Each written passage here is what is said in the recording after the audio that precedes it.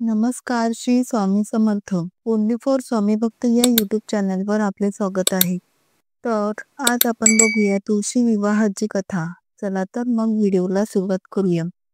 पुरातन काळातील गोष्ट आहे. कांची नगरीत महेश नावाचा राजा राज्य करीत होता. त्याला बरेच वर्ष मुलबाळ नव्हते. त्यासाठी त्याने बरेच नवस केले. तेव्हा त्याला नवसाने एक मुलगी झाली. तिचे नाव त्याने मधुरा ठेवले. मधुरा हळूहळू मोठी झाली. आता ती लग्नयोग्य झाली होती. म्हणून राजाने तिची पत्रिका ज्योतिषास दाखवली. तेव्हा तिची पत्रिका पाहून ज्योतिषाने सांगितले, जो विषाशी विवाह करेल त्याच्या अंगावर विष पडून त्याचा मृत्यू होईल. हे सारं ऐकून राजाला फार दुःख झालं. आपली एकुलती एक मुलगी आणि तिच्या नशिबी असं लिहिलेलं आहे, यामुळे तो फारच चिंताग्रस्त झाला. तेव्हा त्यावरती उपाय म्हणून एका ब्राह्मणाने मधुराला द्वादशीक्षरी विष्णू मंत्र सांगितला. त्यांनी तिला सांगितले, तिने नियमितपणे त्या मंत्रांचा जप करावा. तुळशीची पूजा व कार्तिक शुद्ध नवमीला तिचा विष्णूशी विवाह लावावा असे व्रत त्यांनी सांगितले. मधुरा त्याप्रमाणे करू लागली. एकदा एका गंधर्वाने तिला पाहिले व तो तिच्यावर मोहित झाला.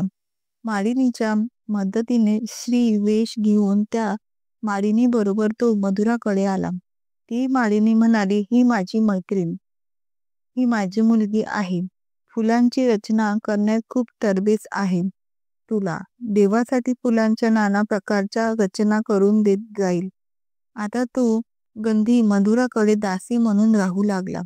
कांची राजाचा पुत्र मुकुंद हाही मधुरावर मोहित झाला होता. तो सूर्याची खूप उपासना करायचा. सूर्याने स्वप्नात दृष्टांत देऊन त्याला सांगितले की तू मधुराचा नाद सोडून दे. तिच्याशी जो कोणी विवाह करणार तो वीज पडून मृत होईल. मुकुंद सूर्याला म्हणाला, तुझ्यासारखा देवाला तिचे वैधव्य काढता येईल. मधुरा जर मला लाभली नाही तर मी अन्न पाणी वर्ज्य करून मरून जाईल. सूर्याने मधुराच्या वडिलांना दृष्टांत देऊन सांगितले की राजपुत्र मुकुंदाला तू आपली मुलगी दे. राजाला हा विवाह मान्य करणे भाग पडले. कार्तिक द्वादशी ही लग्नाची तिथी ठरली. गंध्याला हे सर्व कळले. तो खूप दुःखी झाला व त्याने ठरवले की लग्न मंडपात जाण्याआधी तिचा हात धरायचा. त्याचवेळी मेघगर्जनासह विजा कडकडला. मधुरा ही भांबावून गेली व ती बाहेर आली व गंधाने तिचा हात धरला व त्या क्षणी गंधाच्या डोक्यावर वीज कोसळली व तो मरण पावला. नंतर राजपुत्र मुकुंद यांच्याशी तिचा विवाह झाला. तुळशी व्रताच्या प्रभावाने मधुराचे वैधव्य टळले. तुळशी व्रत हे एक काम्य व्रत आहे. तुळशी विवाह करणे हा या व्रताचाच भाग मानला जातो. या निमित्ताने कर्त्याला कन्यादानाचे पुण्य लाभते असे मानले जाते. एकदा शिवाने आपले तेज समुद्रात टाकले. त्याच्या पोटी एक महातेजस्वी बालक जन्माला आला. हा मुलगा पुढे जालंधर नावाचा एक पराक्रमी राक्षसी राजा बनला. त्याच्या राजधानीचे नाव जालंधर नगरी होते. दैत्यराज कालनेमी याची कन्या वृंदा हिचा विवाह जालंधर त्याच्यासोबत झाला होता. जालंधर हा महाराक्षस होता. आपल्या पराक्रमासाठी त्यांनी माता लक्ष्मी प्राप्त करण्याच्या इच्छेने युद्ध केले. पण सागरातून जन्माला आल्याने माता लक्ष्मीने त्यांना आपला भाऊ म्हणून स्वीकारले. तेथून पराभूत झाल्यानंतर देवी पार्वतीला प्राप्त करण्याच्या इच्छेने तो कैलास पर्वतावर गेला. भगवान देवाधिदेव शिवाचे रूप धारण करून माता पार्वतीच्या जवळ गेला. परंतु मातेने आपल्या योगाच्या सामर्थ्याने त्यांना लगेच ओळखले आणि तेथून अंतर्ध्यान पावले. देवी पार्वतीने क्रोधित होऊन भगवान विष्णूला संपूर्ण कथा सांगितली. जालंधरची पत्नी वृंदा ही अतिशय धार्मिक स्त्री होती. जालंधर तिच्या पुण्यधर्माच्या सामर्थ्याने मारला गेला नाही. त्याचा पराभवही झाला नाही. म्हणूनच जालंधरचा नाश करायचा असेल तर वृंदाची प्रतिव्रता धर्म मोडणे अत्यंत आवश्यक होते. या कारणास्तव भगवान विष्णू ऋषींच्या वेशात जंगलात पोहोचले. जिथे वृंदा एकटीच प्रवास करत होती. भगवंतासोबत 2 मायावी राक्षस होते. ज्यांना बघून वृंदा घाबरली. ऋषींनी वृंदासमोर क्षणार्धात दोघांचेही वध केले. त्याची शक्ती पाहून वृंदाने कैलास पर्वतावर महादेवाशी युद्ध करत असलेल्या आपल्या पतीबद्दल विचारले. ऋषींनी आपल्या भ्रमाच्या सापळ्यातून 2 वानर प्रकट केले. एका माकडाच्या हातात जालंधरचे डोके आणि दुसऱ्यांच्या हातात धड होते.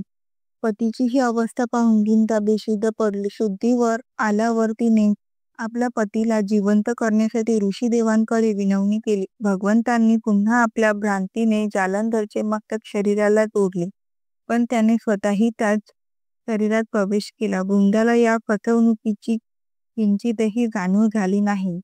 वृंदा परमेश्वरासोबत पत्नीप्रमाणे वागू लागली, त्यामुळे तिचे पावित्र्य नष्ट झाले. हे घडताच वृंदाच्या पतीचा जालंधरचा युद्धात पराभव झाला. जेव्हा वृंदाला ही सर्व लीला कळली तेव्हा तिला राग आला आणि तिने भगवान विष्णूला हृदयहीन शिला असल्याचा शाप दिला. विष्णूने आपल्या भक्तांचा शाप स्वीकारला आणि शालिग्राम दगडात बदलला. विश्वाचा निर्माता दगड झाल्यामुळे विश्वात असंतुलनाची परिस्थिती निर्माण झाली होती. हे पाहून सर्व देवतांनी वृंदाची भगवान विष्णूंना शापातून मुक्त करून घ्या अशी प्रार्थना केली. वृंदाने विष्णूला शापातून मुक्त केले आणि स्वतः आत्मदाह केला. जिथे वृंदा भस्म झाली तिथे तुळशीचे रोप उगवले होते. भगवान विष्णू वृंदाला म्हणाले, हे वृंदा, तुझ्या पवित्रतेमुळे तू मला लक्ष्मीपेक्षाही प्रिय झाली आहे. आता तुळशीच्या रूपाने तू सदैव माझ्यासोबत असशील. तेव्हापासून दरवर्षी कार्तिक महिन्यातील देव उठणे एकादशीचा दिवस तुळशी विवाह म्हणून साजरा केला जातो. जो तुळशीचा विवाह माझ्या शालिग्राम रूपाशी करेल त्याला परलोकात विपुल यश मिळेल, अपार कीर्ती मिळेल असा आशीर्वाद त्यांनी दिला. ज्या घरात तुळशी असते त्या घरात यमाचे दूतही अकाली जाऊ शकत नाही. मृत्यूसमयी तुळशी आणि गंगाजल तोंडात घेऊन ज्यांचा जीव निघून जातो तो पापांपासून मुक्त होऊन वैकुंठ धामला प्राप्त होतो. जो व्यक्ती आपल्या पितरांसाठी तुळशी आणि आवळ्यांच्या छायेत श्राद्ध करतो त्यांच्या पितरांना मोक्ष प्राप्त होतो. तुळशी विवाह म्हणजे तुळशी, पवित्र तुळस, वनस्पतीच्या रूपाचे शालिग्राम किंवा विष्णू त्यांचे अवतार. श्रीकृष्ण यांच्याशी विवाह प्रबोधिनी एकादशीपासून करण्याची रजस्व प्रथा आहे. भगवान विष्णू कार्तिक महिन्यातील देव उठणे एकादशीला संपूर्ण 4 महिने झोपल्यानंतर उठतात तेव्हा तुळशीशी लग्न लावतात. भगवान विष्णूला तुळशी खूप प्रिय आहे. तुळस ही लक्ष्मीचे स्वरूप मानले जाते. घरातील कन्या मानून घरातील तुळशी वृंदावनाची तुळशीचे रोप असलेल्या कुंडीचे गेरू व चुन्याने रंगोटी करतात, सजवतात. त्यावर बोर, चिंच, आवळा, कृष्णतेल, सावळा असे लिहितात. बोर, चिंच, आवळा, सीताफळ, कांद्याची पात त्यात ठेवतात. कुटुंबातील कर्ता माणूस स्नान करून तुळशीची आणि कृष्णाची पूजा करतो. नंतर त्यांना हळद व तेल लावून मंगलस्नान घालतो. तुळशीला नवीन वस्त्र पांघरतात व त्यावर मांडव म्हणून उसाची वा धांड्याची खोपडी ठेवतात. पूजेचे षोडोपचार समर्पण करून विष्णूला जागे करतात व त्यानंतर बाळकृष्ण व तुळस या दोघांमध्ये अंतरपाठ धरून मंगलाष्टकी म्हणून त्यांचा विवाह लावला जातो. कर्त्याने यानंतर तुळशीचे कन्यादान करावे व नंतर मंत्र पुष्पाने आरती करावी असा संकेत आहे. घरच्या कन्येस श्रीकृष्णासारखा आदर्श व मिळावा असा त्यामागील हेतू आहे. या विधीच्या वेळी तुळशीभोवती दीप आराधना करण्याची पद्धती आहे. तर अशी ही तुळशी विवाहाची कथा होती. व्हिडिओ आवडला असल्यास व्हिडिओला नक्की लाईक, शेअर आणि सबस्क्राईब करा. व्हिडिओ पूर्ण पाहिल्याबद्दल मनापासून धन्यवाद. श्री स्वामी समर्थ. जय जय स्वामी समर्थ.